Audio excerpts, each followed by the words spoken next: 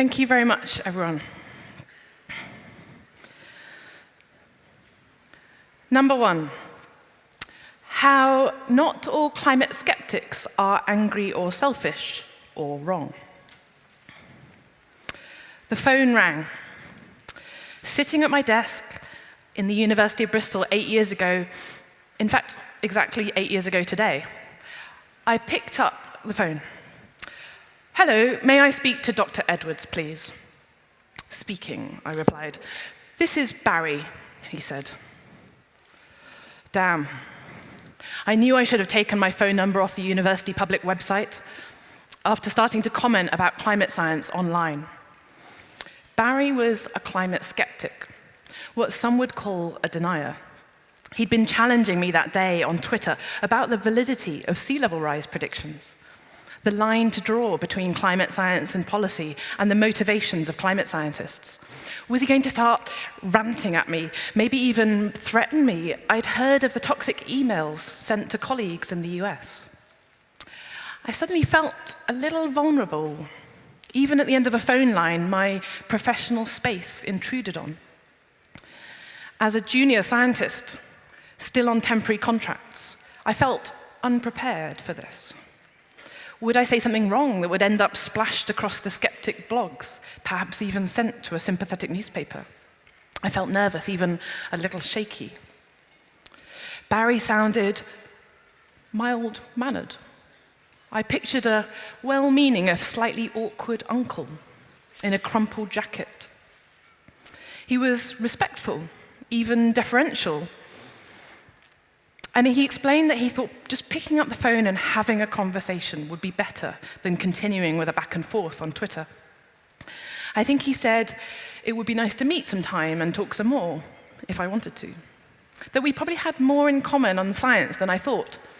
That his interest really was in defending climate science against error and misuse. After we talked for a few minutes, I put down the phone and thought, he sounds nice. Over the following years, Barry and I did meet in person several times and struck up a bit of a friendship. We talked a little about our own lives, but mostly about the online climate debate, as it was called until recently. He had been a chemist once and prodded me about claims he thought were not robust. At least a few times, I found he was right. I lightly teased him about his incredible verbosity, both online and in person. Barry makes his points over and over like a paintball gun, to the point of apparent obsession or compulsiveness. Online, that can come across as aggressive or hectoring. In person, he just sounds like a nerd. Barry stuck up for me against skeptics that were genuinely aggressive and stuck up for climate science when outside criticisms were unfounded. We're not so much in touch anymore, perhaps we've said everything we wanted to say to each other. And there were times I found his criticism or his manner frustrating or unproductive. But Barry was the first of many climate contrarians I met or talked with that engaged in civil dialogue, at least some of the time, and made some reasonable criticisms of my field. Another was Jonathan, a professor of physics, and the main person who now adds my new accomplishments to my Wikipedia page. Paul, another academic who made fair criticisms about statistical analysis and thought exchanges like ours could possibly extinguish climate skepticism. Josh, not his real name, the harsh cartoonist who has lampooned many of my colleagues, in person was sweet and gentle. He took a shine to me and drew a cartoon of me as a magical Tinkerbell, saving climate science. And Sean, whose last name I do not know, whose dry humor on Twitter always made me smile. Recently, knowing I was ill, he suggested to his sister, looking for a new craft project, that she make something for me. More about that later. These conversations showed me that climate skeptics are not always angry or selfish. They're also not always necessarily wrong. If you listen to the ones with thoughtful reflections or suggestions about the science, even if they sometimes word them rather strongly. Even the skeptics that do start angry and wrong often cool down and listen, if you listen and acknowledge the position they're coming from. Each skeptic is different, each conversation, and each can surprise you. 2, how climate change is both human and natural. I do still have anonymous climate skeptics, often from overseas, replying to something I've said on Twitter, with some variation on the idea that climate change is completely natural. Yes, sometimes they are angry, and they're definitely wrong. Occasionally, I also hear people argue the opposite, that every single change we see in our climate and weather is our fault. But the truth is somewhere between the two, even if the balance does change through time. The natural influences acting on our climate are always changing. In the distant past, it was only these. Our orbit around the sun is never fixed. Unlike the clockwork models of our solar system, it slowly alternates between circular and elliptical. Our axis tilted a little more, a little less, pointing towards one star or another. The North Star is only temporarily so. These subtle shifts occur over tens of thousands of years, and they affect our seasons and how much of the sun's energy falls on each part of the Earth at a particular time in the year, acting as a quiet pacemaker for the planet stepping in and out of the great ice ages every 100,000 years. Even the sun itself is inconstant. Sunspots, those sooty fingerprints that appear on the sun's surface with an 11-year cycle, and also vary over much longer timescales, are the mark of a sun that is temporarily stronger. More energy means a warmer planet. In around 1640, the sunspots stopped, virtually absent, for 2 generations. Europe, already cooled by volcanic eruptions such as Papua New Guinea's Long Island that were dimming the sun, plunged more deeply into the winters during those years. 2 centuries later, the astronomers Annie and Edward Maunder looked back at the data and wrote about that strange absence, and the period now takes their name, the Maunder Minimum. These puppeteers of the orbital and solar cycles are still pulling on the strings of our planet, even if they mostly fade into the background now and compared with the attention-seeking activities of humans.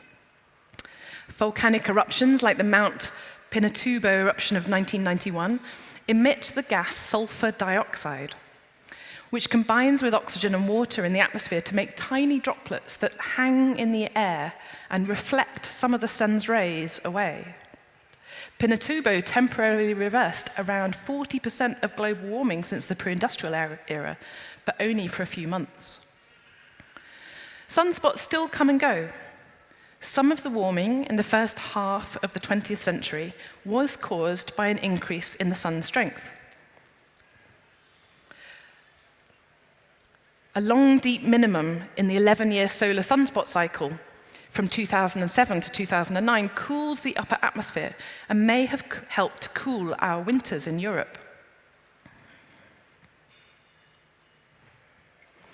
Last month, there were signs that we had begun to descend into the next solar minimum, and that it will also be long and deep. And the tick-tock of the orbital cycles continues.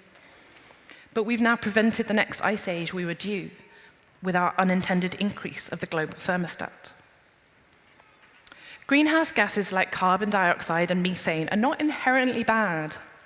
Without the greenhouse effect protecting us, this would be a cold and different planet, around minus 19 degrees Celsius instead of plus 15. The problem today is one of balance. Too much of a good thing. Carbon dioxide has waxed and waned with the ice ages over at least the last 800,000 years. But the extra amount we have let slip into the air has taken us to a level probably not seen in 2 or 3 million years. The molecules of CO2 absorb heat energy from the Earth, which makes them wriggle and flex more, until they let go their parcel of energy in a random direction. That direction is often back down to Earth, which heats us up a little more. Strangely, our coal burning is having a cooling effect as well as a warming, just not as strong.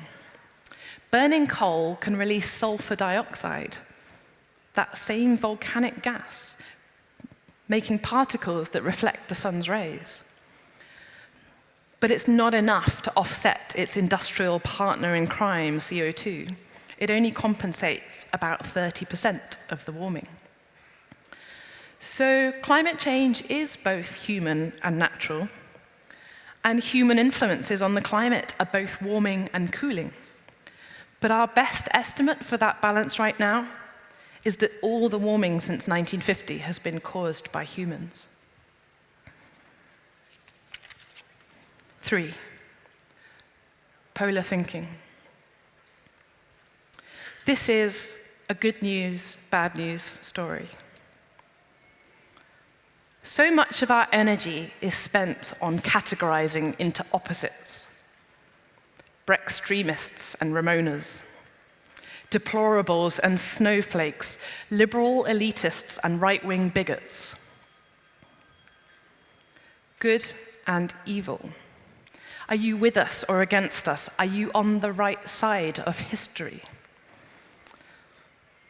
Climate change is all our fault, or it's all natural. Humanity is screwed, or else there's nothing to worry about. Climate skeptics are selfish. Climate scientists are catastrophists. Black and white, polar thinking. Of course, the truth is, more often than we admit, somewhere in between 50 shades of monochrome. Greys might feel less safe, less clear, less defendable. But we know really that there is a spectrum of possibilities, that climate change can be part natural, part human-caused. Even more important, I think, is the ability to hold two apparently contradictory possibilities in mind at the same time. My father was an art therapist, and in the book of his lectures, Ornithology for the Birds, illustrated with the monochrome drawings of Thomas Bewick, he describes himself as comfortable with ambiguity. We know that good intentions can lie behind bad behavior and bad behind good, and the future will be both worse and better than we imagine. Opposites, absurdities, parallel universes. This is a different kind of polar thinking. We published two polar science studies in February. One that I led about Antarctica, and another I contributed to about both Greenland and Antarctica. So what's the news? We want to know impatiently, are things worse than we thought or better? Is everything all right? Or is everything on fire? Good news or bad news? Date, 31st of October, 2017. Subject, receipt of Nature manuscript 2017-10-14467. Dear Dr. Edwards, thank you for submitting your manuscript entitled Reconciled Model Projections for the Antarctic Contribution to Sea Level Rise. We will be in touch again as soon as we have reached a decision. 2nd of November 2017, to Susie. Thought was IBS, but felt a bit different. Cramps after food. Totally lost appetite. Think it was stress. Our study is good news in a way, because we find that rapid collapse of the Antarctic ice sheet is much less likely than previously suggested. But as you might expect from the word collapse and less likely being in the same sentence, it is not a simple story. It is a story of weighing up the evidence and holding two apparently contradictory possible futures in mind. with collapse or without. It is a story with layers of good and bad news. In March 2016, a high-profile study by Rob DeConto and Dave Pollard predicted that Antarctica could contribute over a meter to global sea level rise by the end of the century. This would double the projections for total sea level rise by the Intergovernmental Panel on Climate Change. They had added a new idea into their computer model of Antarctica called ice cliff instability. Rapid, unstoppable ice loss caused by the continuous collapse of unstable ice cliffs along the coasts. They ran 64 possible versions of their model of Antarctica and tested how well they simulated the Antarctic contribution to sea level in the past, during the last interglacial period between the ice ages around 125,000 years ago, and also the mid-Pliocene, around 3 million years ago, and rejected any that failed those tests. The sea level of the Pliocene is not very well known, so they tried two possible ranges, 5 to 15 meters or 10 to 20 meters. That second choice led to their highest predictions for the future, a mean sea level contribution of over 1 meter by 2100 under very high greenhouse gas emissions. And this prediction has been debated in the science community ever since. I started plotting the data just a few days after it was published. During a research visit to Grenoble, I immediately noticed the results were very sensitive to that choice of Pliocene range. I was gripped. Did people realize how precarious those 1 meter results were? Could we improve the study to make it more robust?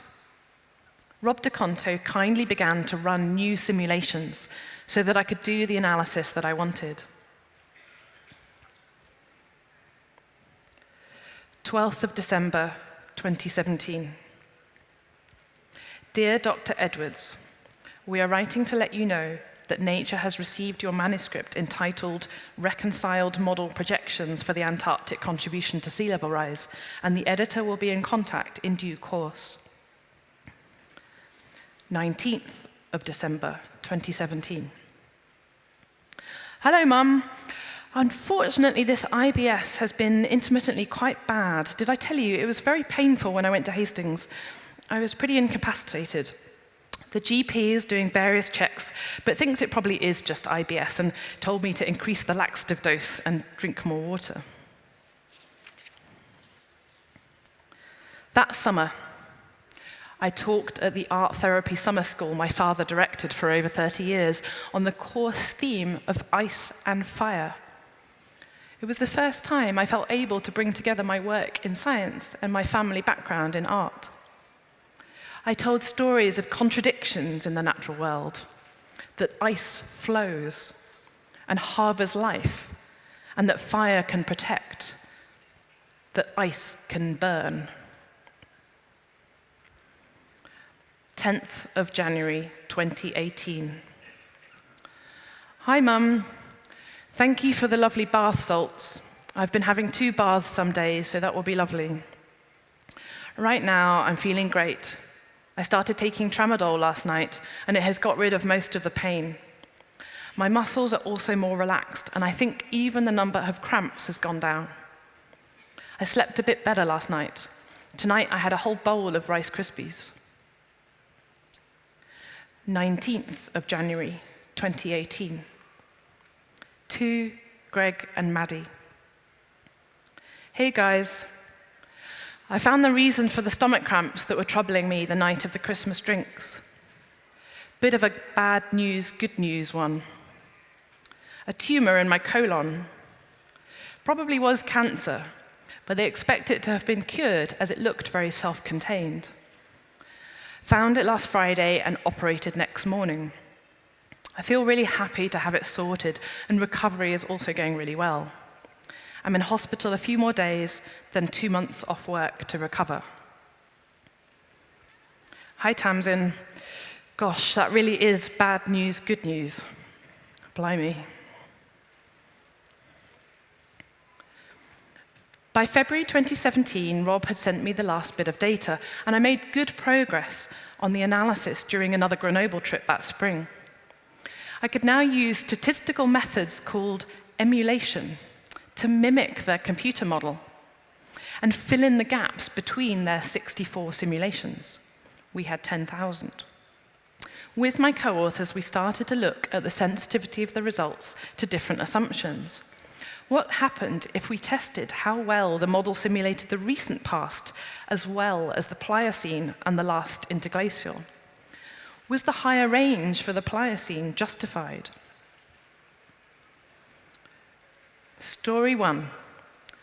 We predicted the Antarctic contribution to sea level rise this century would most likely be less than half a meter, so less than half that of the original study.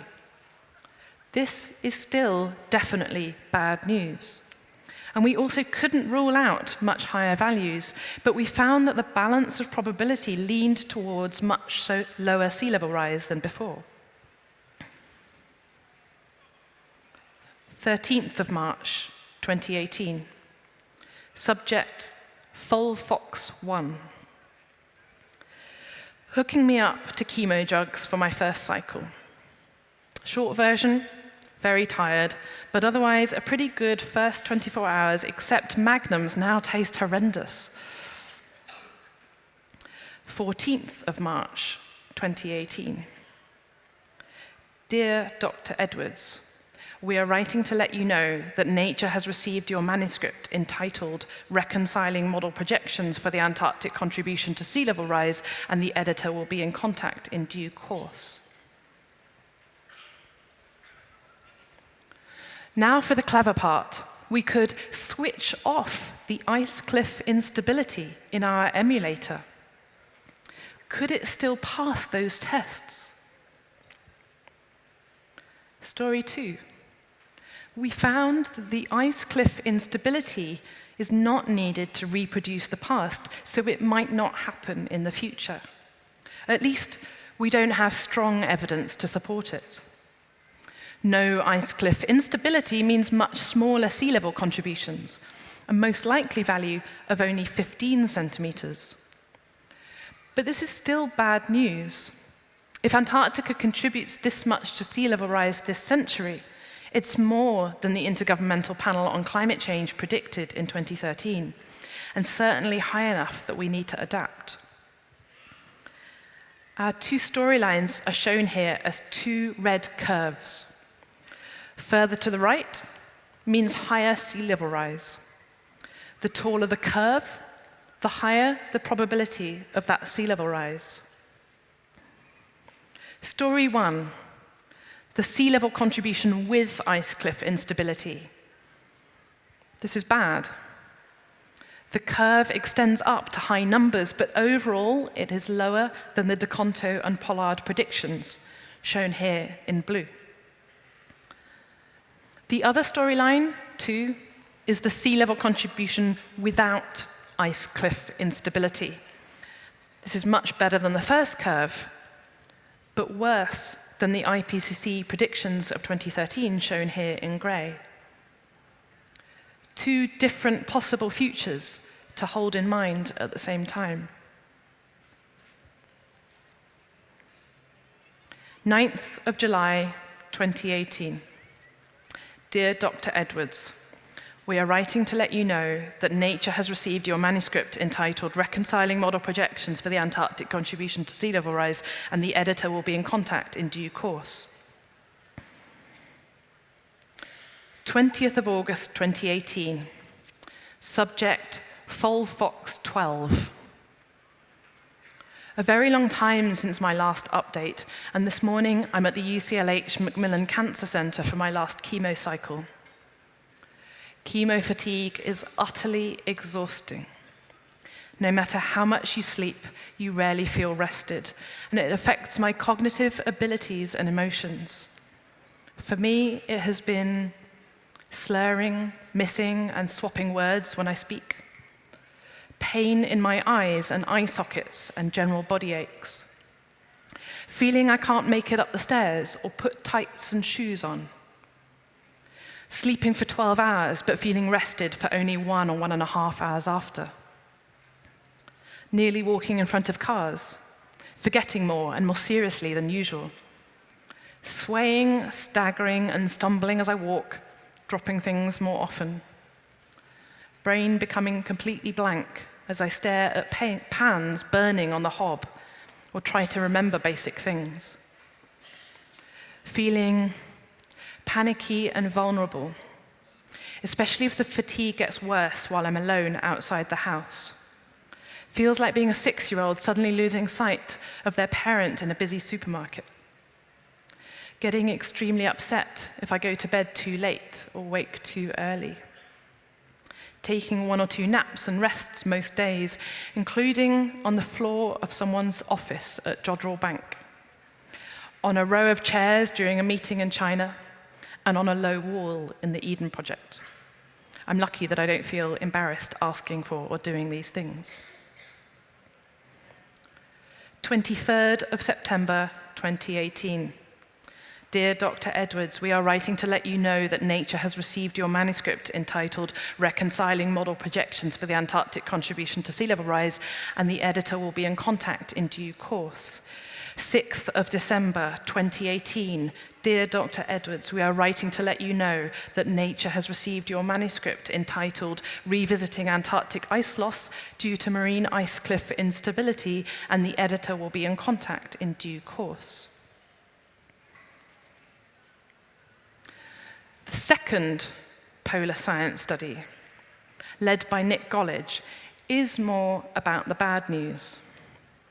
Meltwater from the Antarctic and Greenland ice sheets might affect ocean circulation in a way that makes temperatures in some parts of the world more variable and more difficult to predict. But could there still be a grain of good? The study is another piece of evidence that strengthens our understanding of the world and the risks we face, and how much difference it would make to reduce our future emissions.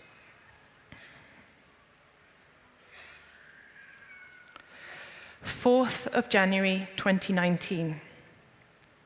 Dear Tamsin, we are delighted to accept your manuscript entitled Revisiting Antarctic Ice Loss Due to Marine Ice Cliff Instability for publication in Nature.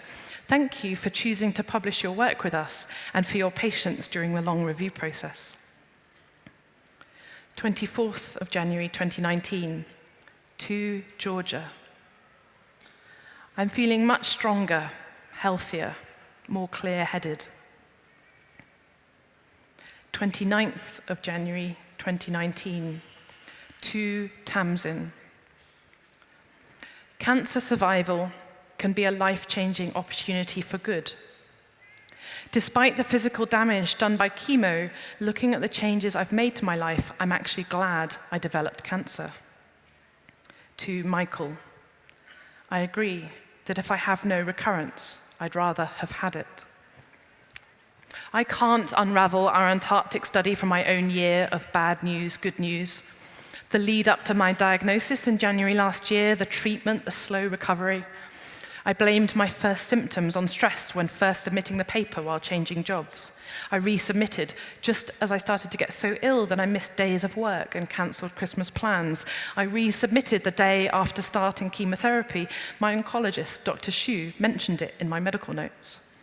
I resubmitted on the day of my 9th chemo infusion through a growing haze of fatigue. I resubmitted 3 weeks after finishing chemo, the day before term started, as I fought to get my brain back. And finally in December, a week after taking leave for exhaustion. The paper was accepted after the Christmas break as I started to grow stronger. As I search for a link to my dad's book, I catch my breath at this quote from a review. Rejection of reductionism and fundamentalism made Michael Edwards a champion of soul, a challenger of simple-mindedness, a champion of soul, a challenger of simple-mindedness. The anonymous climate skeptic that sends the kindest surprise gift to a climate scientist. Cancer survivors sharing their gratitude for a life-changing illness, a penguin that lives in the north. My future holds two opposites. The cancer comes back or it doesn't. I know the probabilities roughly. I catch myself making plans with and without more treatment. Two contradictory possibilities in mind, on ice or on fire, with collapse or without, polar thinking. 4. The future will be both better and worse than we imagine. We are the storytelling ape. Storytelling is in our blood and our bones. Why do we need stories? To imagine what if. What if we did this or that? What would we do if we faced a monster? Would we be brave or hide in the dark? We test different scenarios like dreams, both the fantastical and the mundane. I often hear two stories about our future. One is not always obvious, not always told out loud. It is the story that our climate will always be the same. We plan our lives, our housing, our power, our jobs, as if the future will be just like today, only with a few more wrinkles. That the weather outside and the floods at our door will be the same as when we were children, and the wildfires and the wild Arctic sea ice that traps iron ships in the northern seas. That global warming will be remembered as a footnote, a cautionary tale, a temporary and inconvenient untruth. The other story is that our society will always be the same. That nothing will be done about our emissions. The world will continue business as usual. That global warming will be our end and our fearful destiny burning bright, a hothouse hell ignited by selfishness, greed, inertia, and denial that leads to our destruction. The future will be neither of these. Our climate will change. More noticeably and perhaps more quickly than today, our houses, power, cars, and industry will change as they are already starting to. Our conversations will change. They already have. This thermometer shows climate change by degree.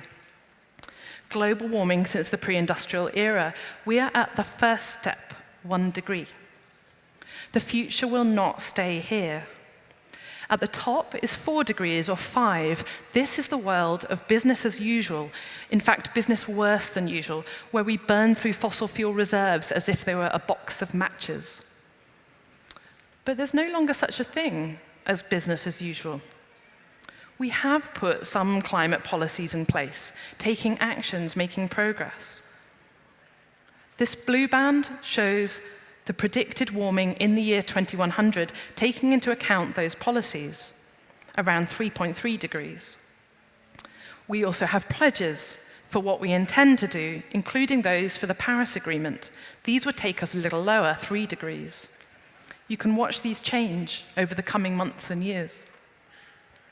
The future, then, is already better than we imagined it would be, but still worse than we imagine it could be. And each new policy and pledge will bring the future further down the scale, towards those Paris Agreement targets of 2 and 1.5 degrees. There would still be very serious consequences at those levels of warming. But climate change is not something that is simply won or lost. It is an arc that we can choose to bend toward justice. We will all be both heroes and villains, and wake up the next day and be heroes again. We will create our story word by word, deed by deed. I will end with a poem read by the author Nick Drake, which he wrote after he sailed the Arctic seas. The future.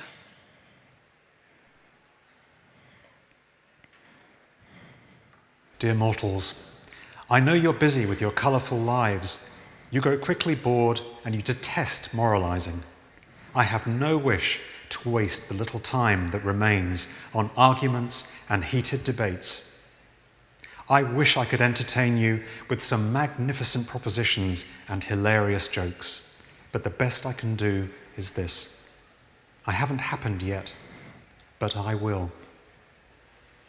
I am the future, but before I appear, close your eyes and listen carefully. I can't pretend it's going to be business as usual. Things are going to change. Please don't open your eyes. Not yet. I'm not trying to frighten you. All I ask is that you think of me not as a wish or a nightmare, but as a story you have to tell yourselves. Not with an ending in which everybody lives happily ever after, or a B-movie apocalypse, but maybe starting with the line, "to be continued," and see what happens next. Remember this, I am not written in stone, but in time. So please, don't shrug and say, "What can we do? It's too late," etc., etc., etc. Already, I hear the sound of empty seats clapping as you head for the exits. I feel like the comedian who died. Dear mortals, you are such strange creatures with your greed and your kindness and your hearts like broken toys. You carry fear with you everywhere, like a tiny god in its box of shadows. You love shopping and music, good food, festivals, but you lie to yourselves because you're afraid of the dark. But the truth is this, you are in my hands, and I am in yours. We are in this together, face to face, eye to eye. We are made for each other. Now, those of you who are still here, open your eyes and tell me what you see. Thank you very much.